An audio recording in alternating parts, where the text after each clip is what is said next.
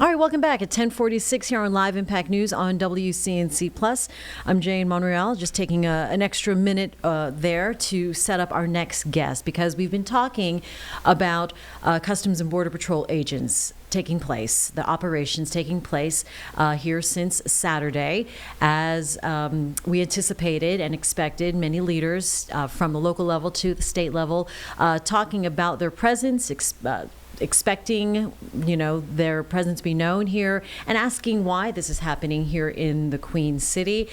We do know that Commander Greg Bovino has said that 81 arrests made on Saturday alone. These detainees and arrests happening to people that they say are criminals and have a long history of crimes.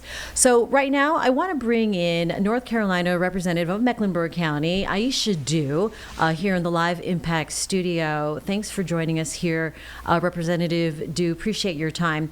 And like I said, they were here since Saturday, conducting these operations.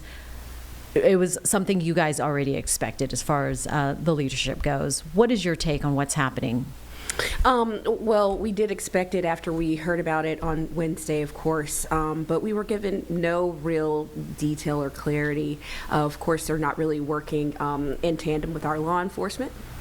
And so it seems as though there's no reasonable factor that really brings them here. I don't think that they have the numbers to make their quotas. Okay. I mean, I did speak to, over the weekend, GOP Chair Kyle Kirby, just bringing in some more voices about immigration enforcement and crimes that are taking place. He argues Border Patrol making these operations that they're necessary for public safety, to which I said, actual safety numbers or crime numbers, according to CMPD, is down. What is your knowledge as far as, the crime stats and what that means, why Border Patrol chose Charlotte? Yeah, it's interesting because the only difference between Border Patrol and ICE is that essentially that Border Patrol is supposed to actually patrol borders. So we don't need to be protected from South Carolina, Tennessee, or Virginia. And I don't really think that we need to be protected on the side of Wilmington where the beaches are. So I'm not quite sure. I'm sure we have some people from Rock Hill that come in quite frequently, and they're our neighbors and probably our coworkers. I mean, so describe then what you think should happen here in the next few days or weeks, as no one knows how long they're going to be here. I think they need to leave. There's no reason for them to be here. What we've seen since they arrived are levels of chaos, confusion, and violence. A man's window being broken out, right? People are terrified. I've heard from parents and also educators that people are not showing up to school, that little children are very afraid to go to school, and they're not necessarily undocumented. They're just children who are living in a really, really terrifying environment from what's been created.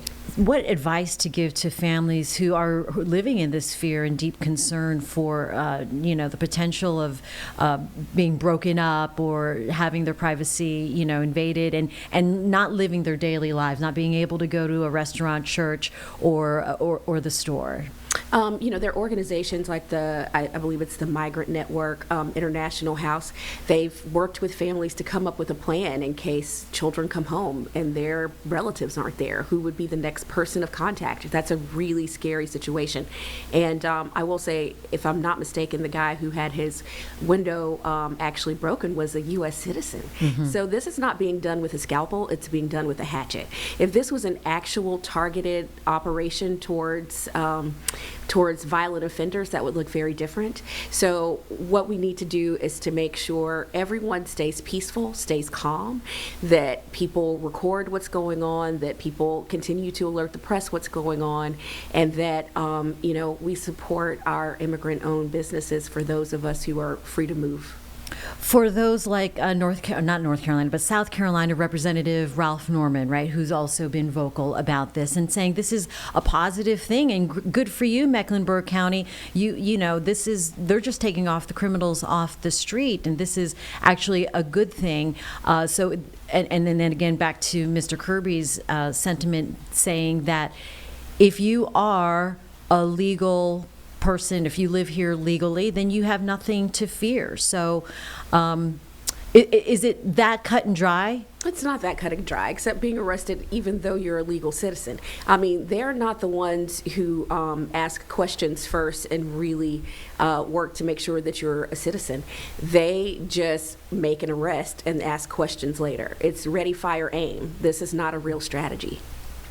And then to the fella whose truck was broken into, by his account, by Border Patrol agents, by the Department. Did you see this from Homeland Security? It said that even though you're an American citizen, you cannot, that is not appropriate behavior. You cannot distract agents from doing their job. That man said that he, admitted to saying that he was trying to distract agents.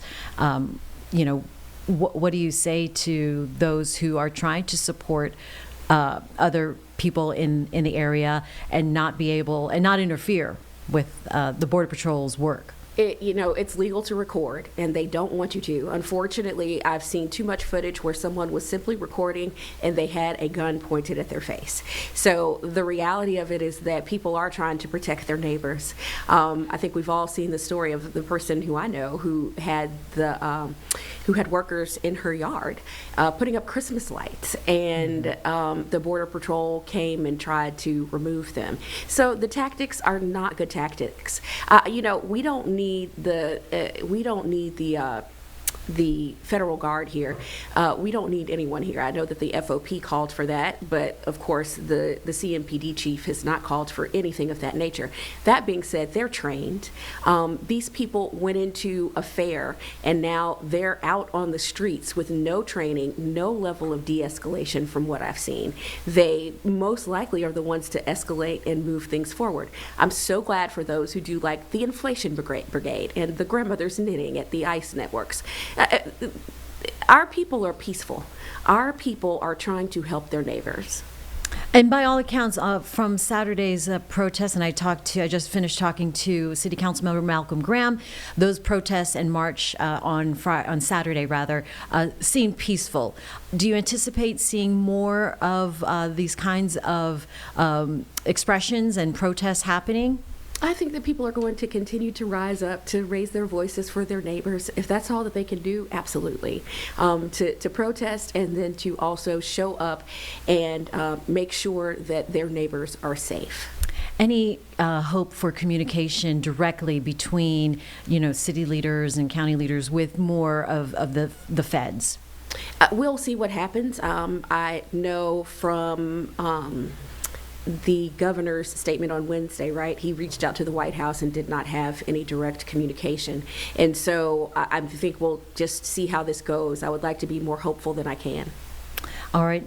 North Carolina Representative Aisha Dew, anything else you want us to know or our viewers to know about this situation? There's no reason for them to be here, and everyone needs to stay peaceful and as positive as we can to keep our community safe. All right. Appreciate your time. Thanks for coming into the Live Impact studio. Thank you. And we'll take a break here on Live Impact News on WCNC+.